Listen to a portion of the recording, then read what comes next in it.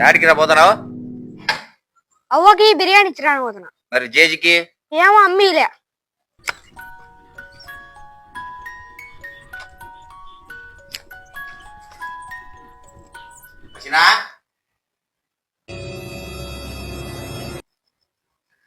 మీ అమ్మకు బిర్యానీ పంపించినావే, అట్లనే మా అమ్మకు కూడా బిర్యానీ పంపించచ్చు కదా. మీ నాన్న బాగా సంపాదించి పెట్టినాడు కదా, తెచ్చుకొని తింటాదిలే. మీ నాయన ఏమన్నా మీ అమ్మని రోడ్డు మీద పెట్టిపోయాడా? మీ నాయన కూడా బాగా సంపాదించినాడు కదా. ఇప్పుడు మా అమ్మకు బిర్యానీ పంపడం తప్ప? బిర్యానీ పంపించుకోవడం తప్పని నేను అనడంలే. నేను సంపాదించిన సొమ్ము మీ అమ్మకు పంపించినప్పుడు మా అమ్మ కూడా అట్టే పంపించాలి కదా. నువ్వు మీ అమ్మ నిన్ను ఎట్లా కన్ని పెంచి సాగింటదో మా అమ్మ కూడా నన్ను అట్టే సాగింటది కదా. నా సొమ్ము తినే హక్కు మా అమ్మకు లేదా? నీకు మా అమ్మకు సరిపోకుంటే నిన్ను బొమ్మలే కదా, ఇల్లుంచే తెచ్చి పంపించాలి కదా.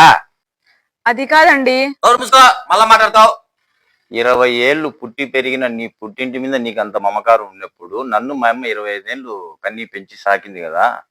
మరి నా సొమ్ము తినే హక్కు మా అమ్మకు లేదా హసీనా? ఇట్లా వేరు బంధాలు చూపేయకండి. మీరు మారరు. మీకు చెప్పుకోలేక మధ్యలో మేము నలిగి సావాల్సిందే. మీ జీవితం అంతా ఇంతే, సాగు పండి అట్నే.